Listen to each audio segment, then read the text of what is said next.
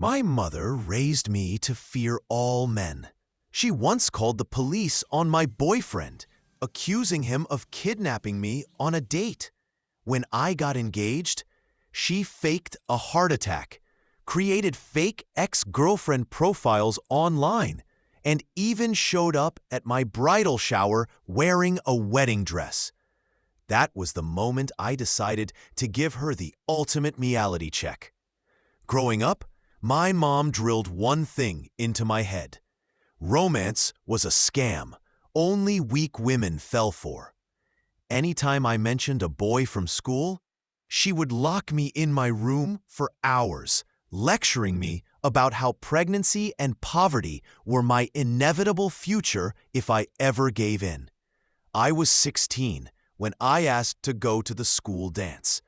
I thought we could do something normal for once, shop for a dress together, or just have her help me with makeup. Instead, she sat me down in the living room and forced me to watch 16 hours of true crime documentaries about women harmed by their partners. Deep down, I knew it was wrong, but I craved her approval more than I wanted a normal teenage life. So I became the daughter she expected. No dates, no crushes, no prom. Just me and my mother against the so-called dangerous world of men. Fast forward 10 years. I'm 26, living a double life. I had met Jason at a work conference, and we were on the verge of getting engaged. But to my mom, he was just a coworker who helped with heavy lifting. She even liked him in that limited role, a useful tool, nothing else. I got creative with the lies. Weekend trips with my boyfriend became mandatory work retreats. Anniversary dinners turned into client meetings. I hated the deception, but believed that once she saw how respectful and kind Jason was, she'd understand.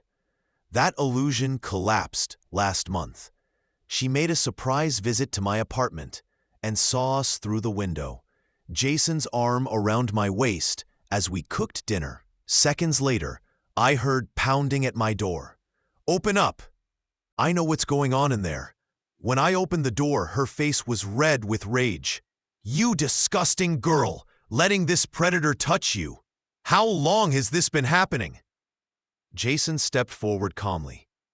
"Ma'am, there's been a misunderstanding. Get away from my daughter," she screamed, lunging at him with her car keys pointed at his eyes. I jumped between them, my whole body shaking. Humiliation, anger, and a deep sadness all hit me at once. I grabbed Jason's hand, and we walked to his car as she shouted about Stockholm Syndrome and sexual assault, dialing 911 and claiming her daughter was being trafficked. As Jason drove us away, I buried my head in my hands. Looking out the window, I asked myself something. If I were my mother, would I raise my daughter and treat my partner the way she does? The answer was clear, and it made me sick. No loving parent would behave this way. When we parked at Jason's place, I made a decision that had been building since I was 16. I was done being her emotional prisoner.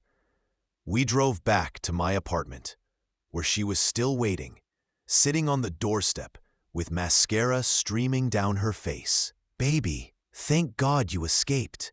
I called Dr. P. He specializes in deprogramming victims. We'll fix what this man has done to your brain." I sighed. "There's nothing to fix, Mom. I love him. We're getting engaged." Her expression shifted from fake concern to pure rage. "Engaged? You stupid girl! Just like your aunt who threw her life away for a man. Is that what you want? 3 kids, no money, crawling back to family?" I stared at her. "Aunt Sarah is happily married with a beautiful family. You're the one who cut her off for not being miserable enough." She stood up, shaking. "I should have never let you work with men. I should have homeschooled you. You should have let me be normal," I interrupted. "But you needed me broken and afraid so I'd never leave you." Her mask slipped. "Fine. Go ahead. When you're pregnant and he's gone. When you're diseased and used up. Don't come crying to me. You're choosing him over your mother. I'm choosing love over control, I said, walking inside and locking the door. That was 3 weeks ago. Since then, my phone has been a nightmare. 47 missed calls a day. Text messages filled with stories of women murdered by boyfriends. And photos of pregnant teenagers captioned with "Your future." But I had my own plans. First, I changed all my passwords. Then, I blocked her number. I thought that would be enough. I was wrong. The first sign was a Facebook message from someone claiming to be Jason's ex. The profile looked real. Photos from years back, mutual friends from his hometown. She claimed Jason had cheated, left her pregnant, and warned me to run. The message was long, detailed, and almost convincing. Then another ex messaged me. Different story, same ending. Jason the Heartbreaker. This one even included screenshots of supposed text conversations. My heart sank. But something felt off. These women contacted me within hours of each other, right after I blocked my mom. The timing was too perfect. I showed Jason the messages that night. His face went pale. Then he laughed, not happily, but in disbelief. He showed me his phone. He'd never even had social media. We dug deeper. The profiles were created last week. I thought that was the lowest point. I was wrong. The next week, I was giving an important work presentation. Big clients, my boss's boss in the room. Everything was going perfectly when the door burst open.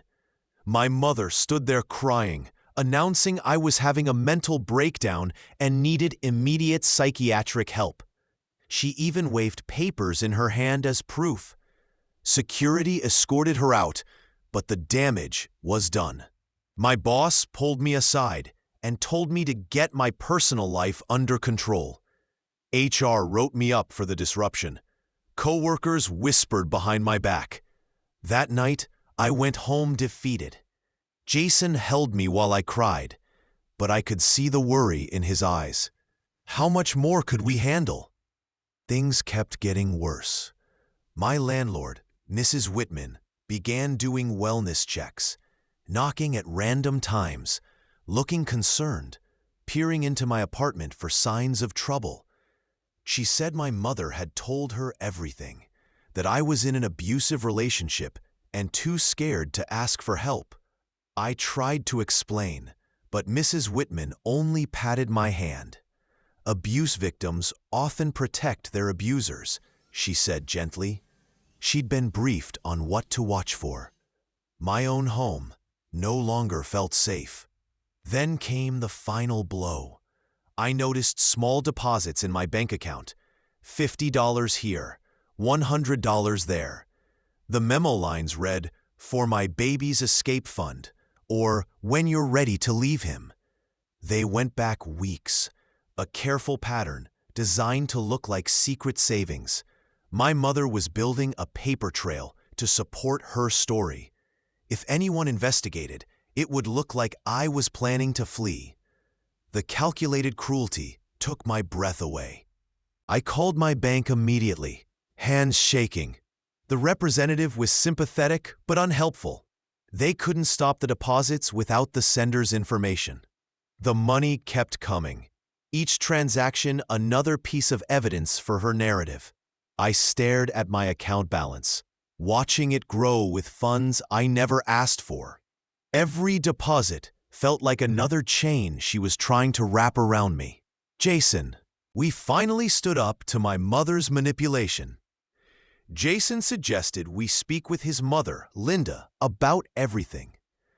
I had met her several times at family dinners and holiday gatherings, but always kept our conversations light, deflecting personal questions with practiced ease. Now we needed an ally, and Linda had always seemed observant and thoughtful. We drove to their house that weekend, autumn leaves crunching under the tires as we pulled into her driveway. My stomach churned with anxiety. What if she believed my mother's stories? What if she thought I was bringing too much chaos into her son's life? What if this was the moment Jason decided I wasn't worth the trouble? Linda opened the door with her usual warm smile, wearing a flour-dusted apron that suggested she'd been baking. The smell of cinnamon and apples filled the air. We sat in her living room, surrounded by family photos and comfortable, well-loved furniture. I noticed Jason's graduation photo on the mantel, his younger self beaming with pride. I told her everything, from my childhood, where love meant constant surveillance, to the harassment now tearing apart our peace. Linda listened without interrupting, nodding occasionally or furrowing her brow.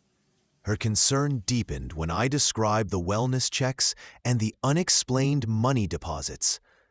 When I finished, she was silent for a moment, absently straightening a doily on her chair. The grandfather clock ticked loudly in the pause. Then she said my mother had already called her.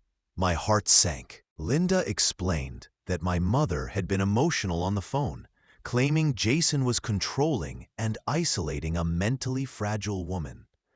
She said my mother cried about losing her daughter to a predator and used all the right words to alarm any parent. I felt Jason tense beside me, his hand finding mine. But then Linda smiled knowingly. She said she trusted how she had raised her son, to respect women and understand boundaries. She also noticed my mother never gave specific examples, only vague accusations and tears. Real concerned parents share details, she said. Manipulators create drama without substance. From that moment, Linda became our strongest ally. She began documenting everything with the precision of someone who had raised 3 children and managed a household for decades. She logged every call from my mother, noting dates, times, and exact quotes. She recorded voicemails on multiple devices and even reached out to a lawyer friend who specialized in family law, just in case things escalated. And they did. One morning, Jason's boss called him in before he'd even had coffee.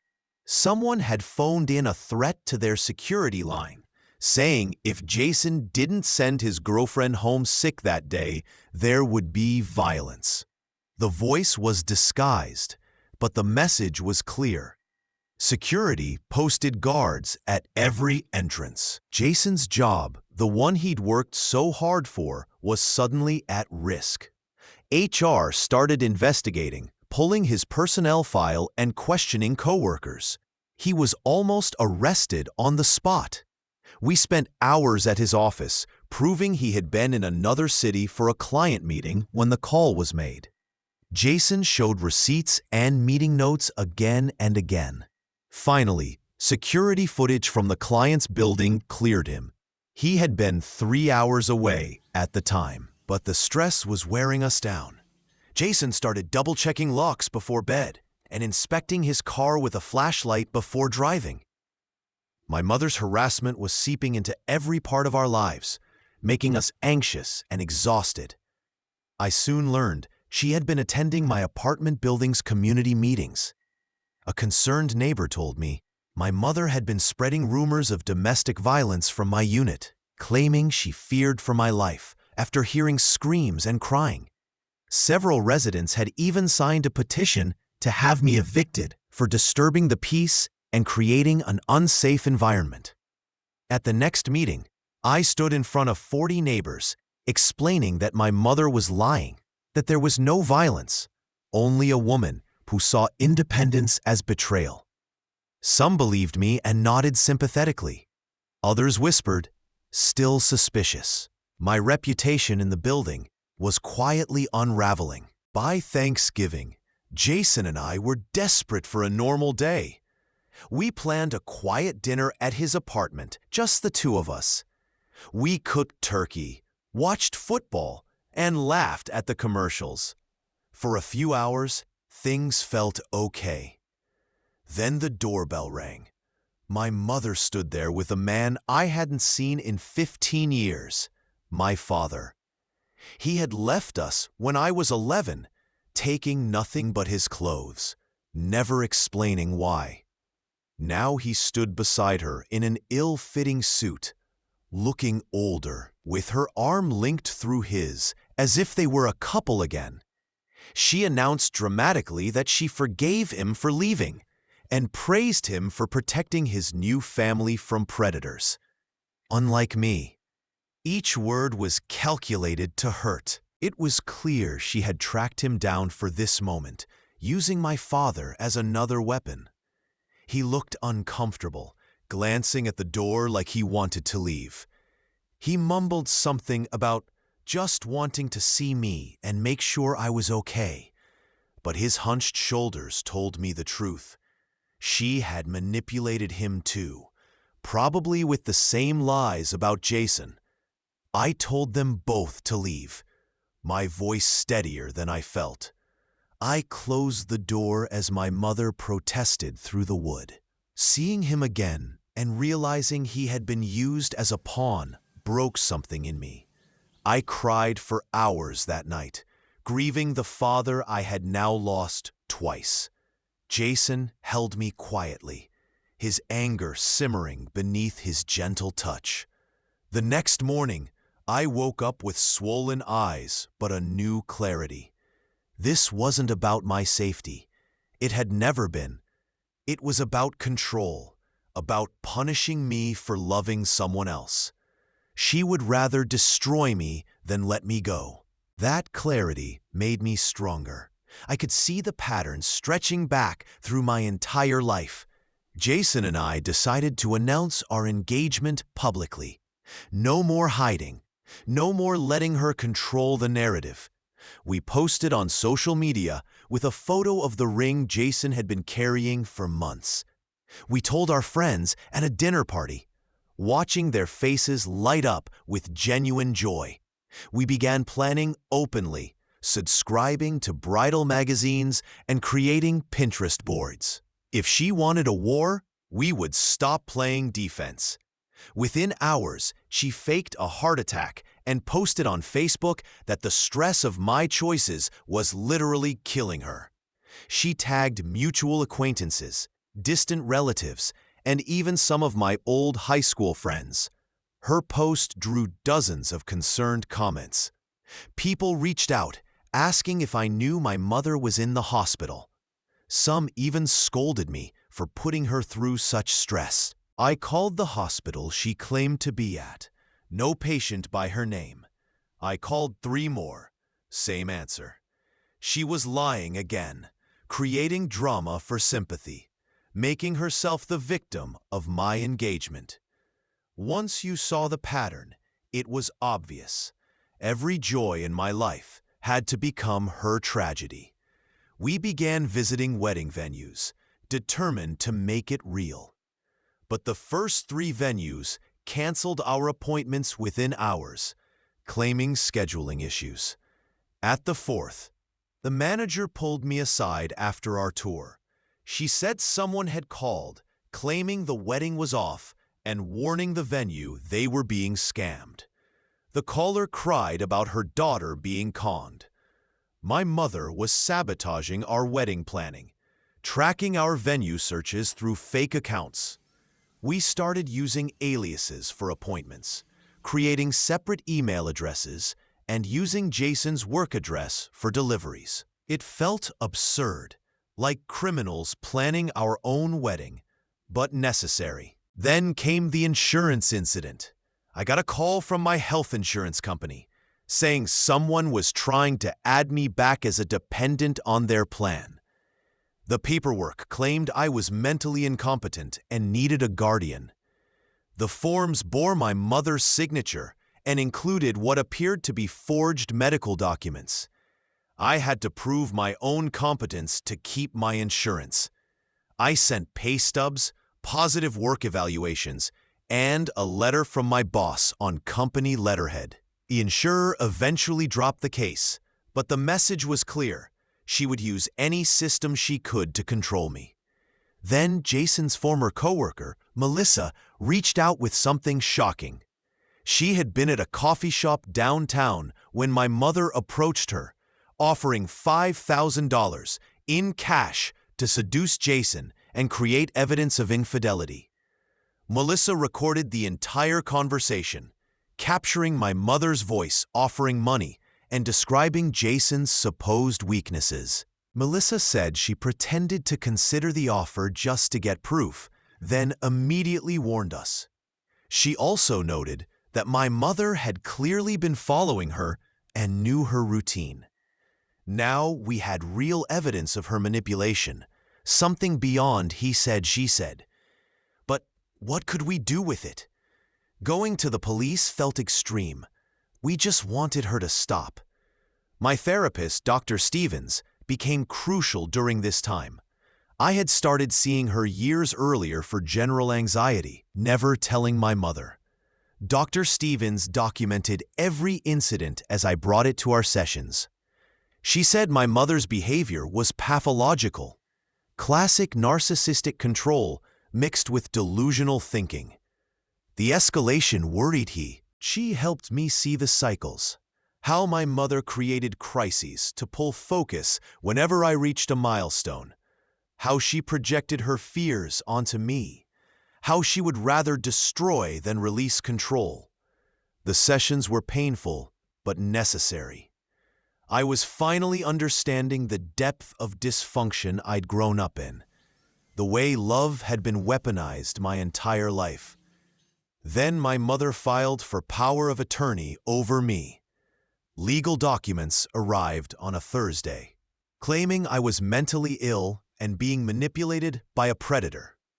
She compiled all her false evidence, the deposits, the wellness checks, and the concerned family narrative.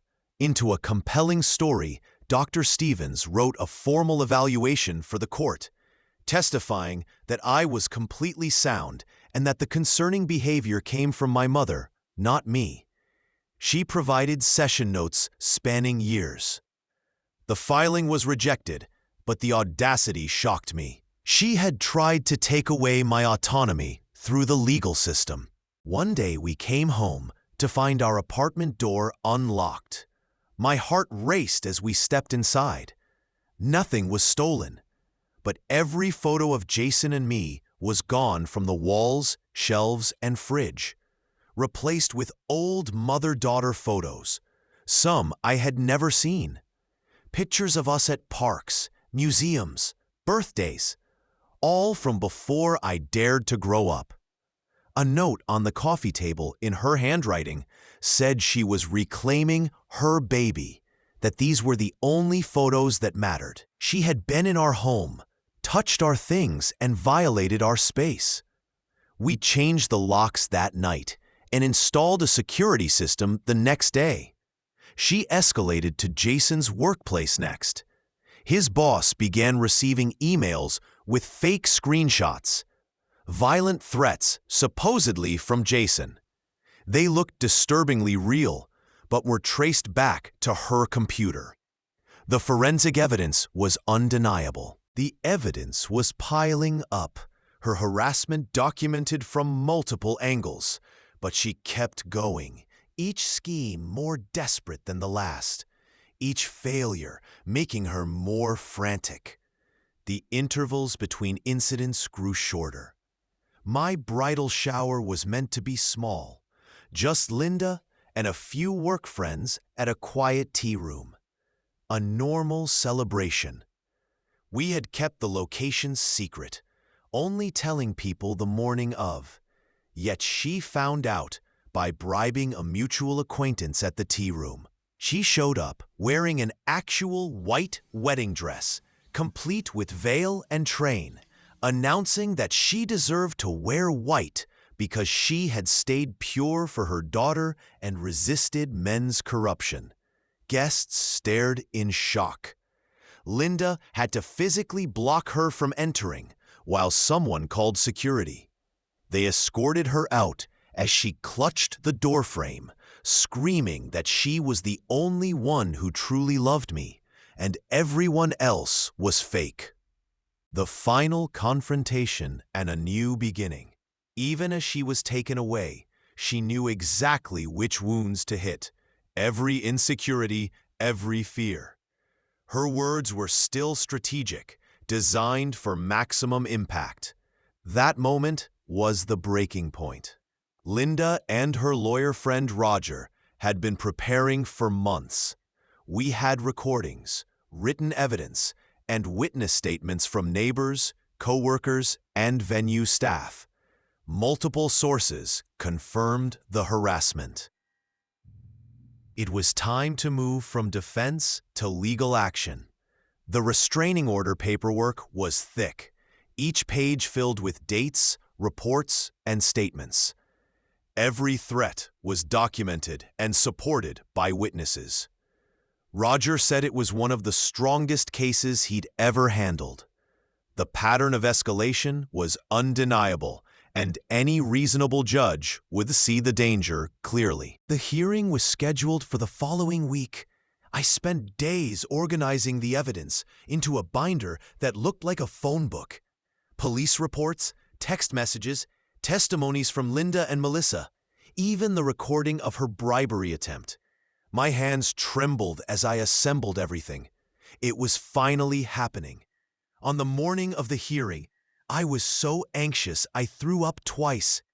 Jason made me toast and tea, gently rubbing my back as I tried to steady myself. We drove to the courthouse in silence, meeting Linda and Roger there.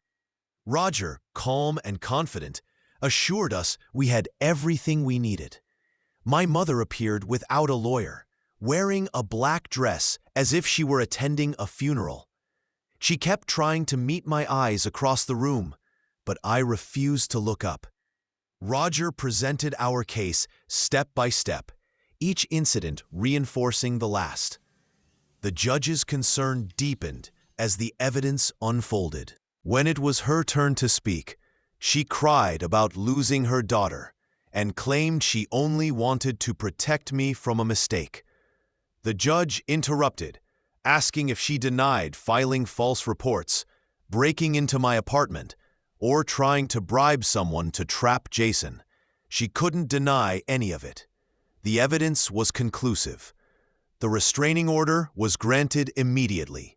500 feet minimum distance. No contact through others.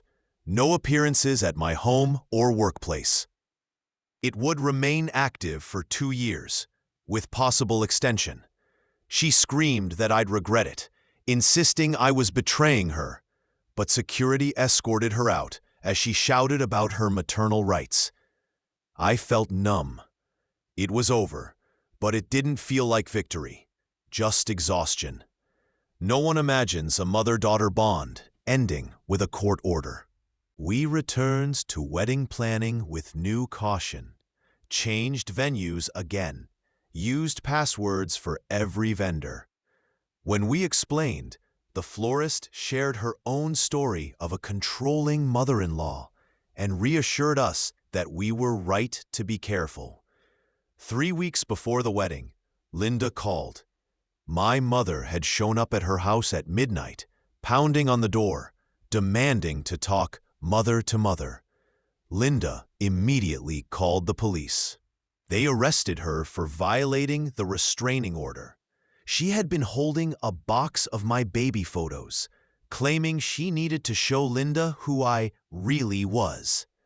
The report described her as detached from reality, insisting she had the right to save me. She was released the next day with a court date. I bought my wedding dress in secret, paid cash, and used a fake name for the alterations. The seamstress probably thought I was hiding an affair. Every happy detail had to be guarded like a classified secret. My bachelorette party was small, just close friends and family at Linda's home. We laughed, played games, and for a short while, I felt normal again. Then my phone rang from an unknown number. It was the psychiatric hospital. My mother had been admitted after showing up at my old elementary school, claiming predators were targeting former students. When questioned, she broke down about losing her baby. The school called for a wellness check, and officers brought her in for evaluation. The doctor said she was in crisis, but not a danger to herself or others. She'd remain for 72 hours. They asked if I wanted to visit. I declined. It wasn't out of hate, but acceptance that she needed professional help I couldn't give. Maybe this would finally lead her to treatment. She was released the day before my wedding. Roger called to warn us, reminding that people in crisis often escalate near important dates. We hired off-duty police officers for security and gave them her photo and car details. Preparing for a wedding felt more like preparing for a potential threat. The morning of the ceremony, I woke before dawn, unable to calm my thoughts. Jason was staying with his brother, and I missed his steadiness. Linda arrived early, with coffee and pastries, promising to stay by my side all day. The salon had been informed of the situation.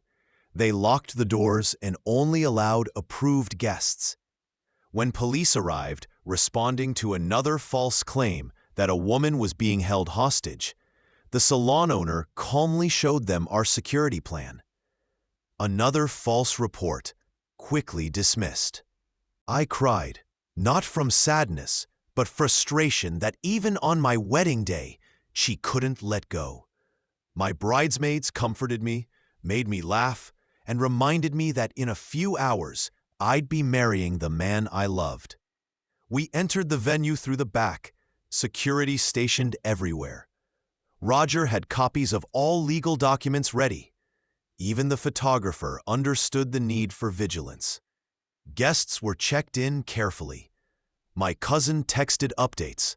Everything looked perfect. I stayed hidden in the bridal suite, not wanting to risk being seen. Then Linda knocked. She was smiling. It was my father.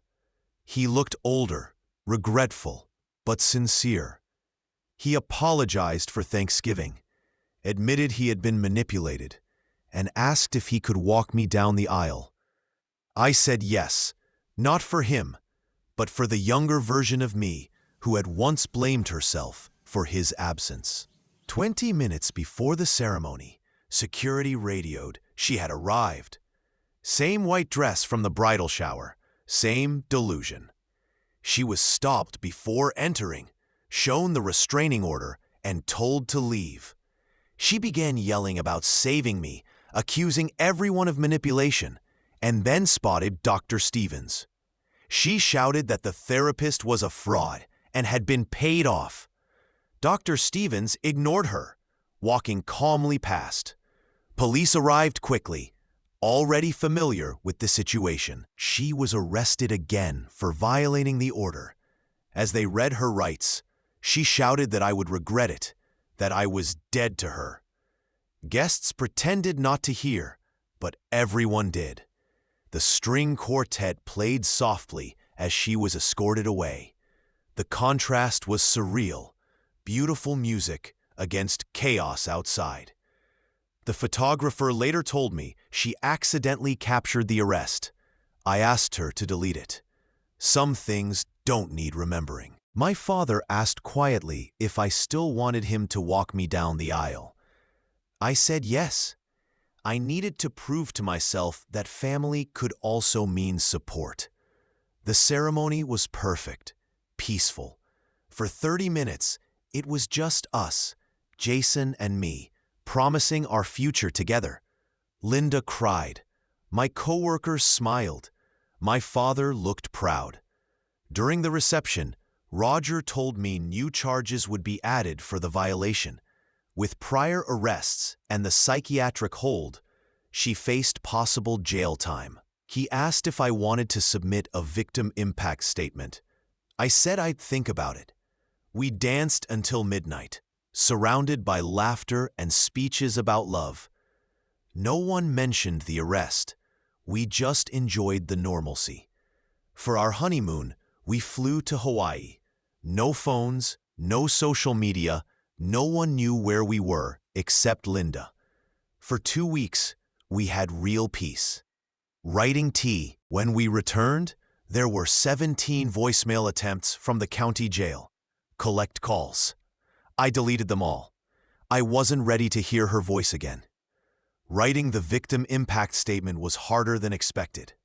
How do you describe years of control disguised as love? I wrote it simply, just facts, no emotion.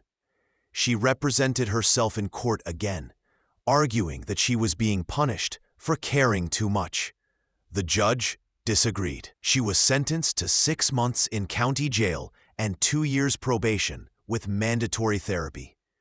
When Roger called with the outcome, I didn't feel happy, just sad.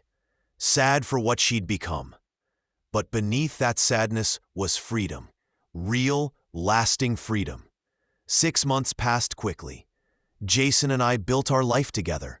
Work promotions, a golden retriever named Biscuit, and plans for a family. Ordinary days felt precious, simply because they were peaceful. When she was released, Roger called to warn me. She had been a model inmate, attended therapy, participated in groups, but he advised caution. We upgraded our security and adjusted routines slightly. 2 weeks later, a letter arrived in her handwriting with her therapist's return address. I hesitated before opening it. Jason offered to read it first, but I needed to see for myself. It was brief. She wrote that therapy had helped her understand that she'd been wrong, that fear had driven her behavior. She apologized and didn't ask for anything, just signed, Mom.